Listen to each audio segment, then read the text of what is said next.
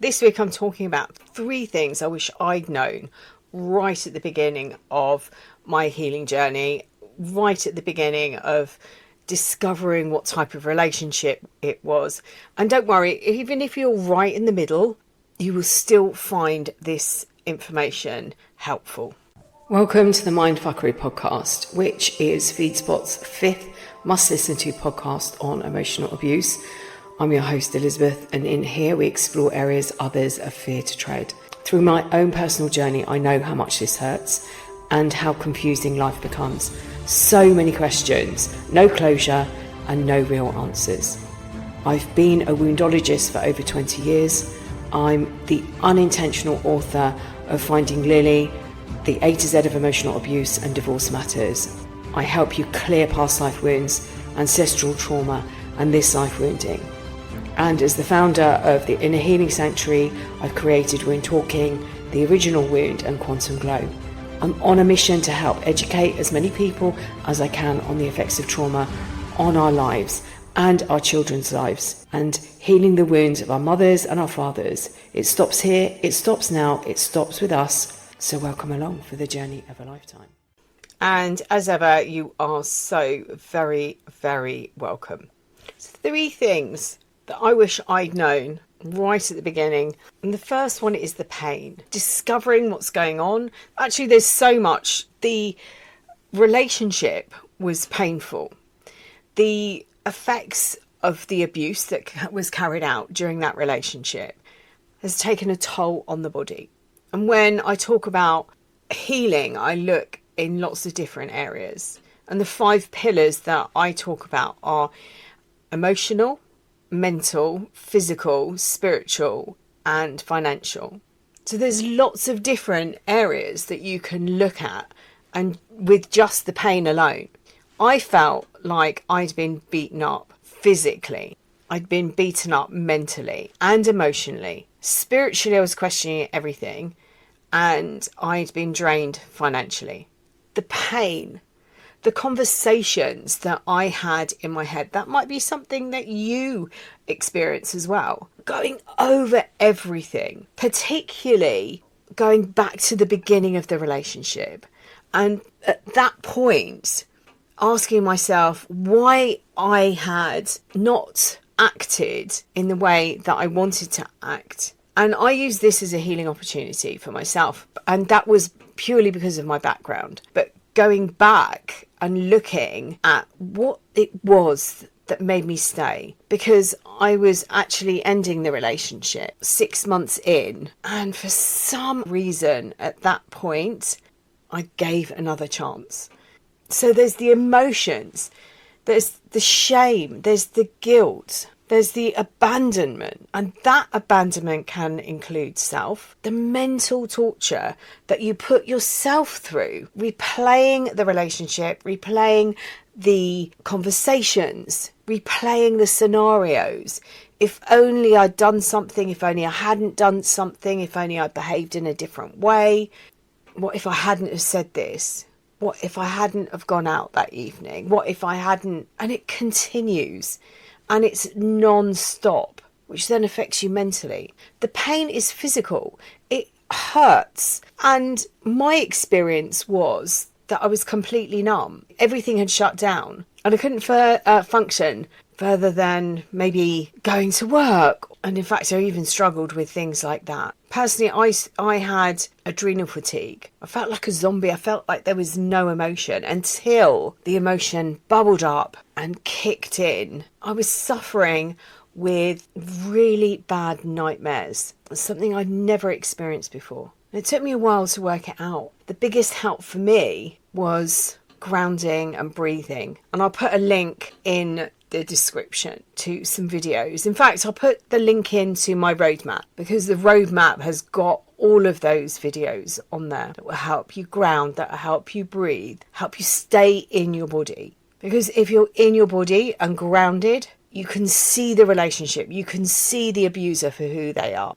The next one, the second thing I wish I'd known, was the lies, and being able to trust my gut, to be in touch with my gut, back in touch with my gut, My gut told me about the lies early on in the relationship. But these aren't just the lies that I was told. This was the lie that I was living. This was the lies that I was telling myself. And this was also the lies that I was telling other people. It's like going out for the evening and putting a big face of makeup on and doing your hair. I lived that lie. The reality was I was a slob on the sofa, but where the relationship came, it might have been that we just had an argument. It might have been that something had just been said that was horrible. As soon as I saw somebody else, I smiled and pretended everything was okay. Those lies created the emotions of shame and guilt and abandonment. But a lot of the healing was not the abandonment of the relationship. It was the abandonment of myself. They also brought up the wound of betrayal because I had betrayed myself as well. I'd listened to the story of somebody else and I lived in a fear and I couldn't untangle what was going on. I handed over my power and I created a life around a person, and this person continued to tell me all of the time how amazing I was.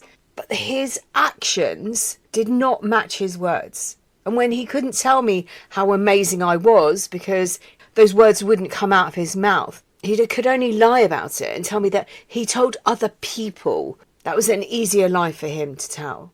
Again, you'll find healing in the roadmap. Will help you unpick what was said. Writing out your story is so cathartic. I can't remember now whether that's on the roadmap or not. It's definitely in my book, Divorce Matters, for anyone who's going through the divorce process. By writing out a timeline, it's going to help you see who they were, because your mind was tricked, like mine was, into believing this person loved me, into believing this person cared about me, had my interests forefront. And that was another lie. So not only was I being lied to, I was lying to myself and I was lying to those people around me, pretending everything was okay.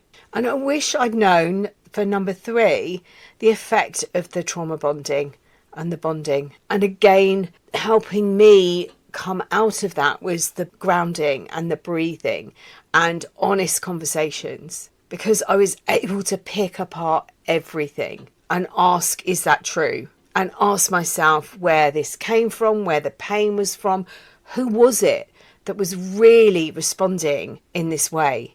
And what did she, because I'm talking about myself, what did she, because this was an inner child, a young child that had broken away to preserve herself at that age when she experienced trauma in her childhood. Again, that I'm talking she because it's me. If you're a man listening to this, you change that to he.